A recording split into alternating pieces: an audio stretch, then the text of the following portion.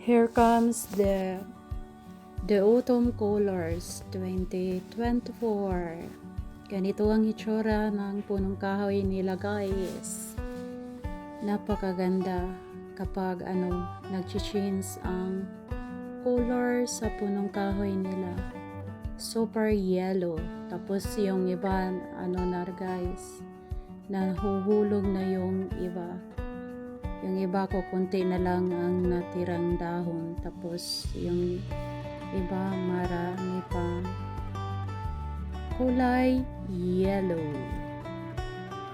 Kapag guys, naglalakad ka sa labas, maiimis ka na lang, mapapahanga ka na lang sa mga iba't ibang kulay ng mga dahon sa kanilang trees.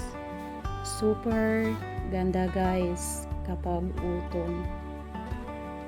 So, ganito ang mga punong kahoy nila, guys. Maraming punong kahoy dito. Kapag hindi ka sa malaking city tumitira, kaya super maraming kahoy. Saka napakagandang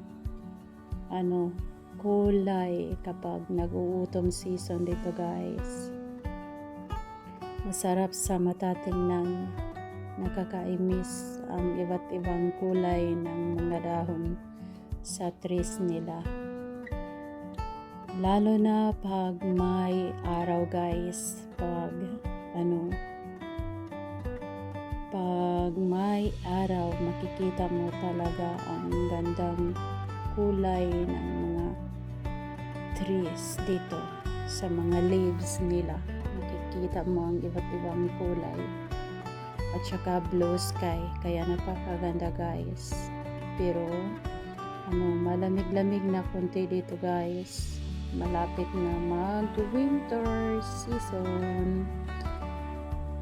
Sa ngayon, autumn pa. So, next month, mag-winter season na, guys. Mag-super lamig na sa next month.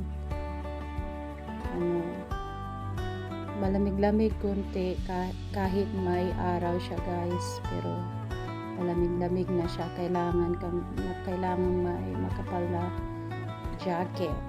So, tingnan nyo, guys. Napakaganda ang leaves. Super ganda. Yellow. Yung iba nasa baba na nalalaglag.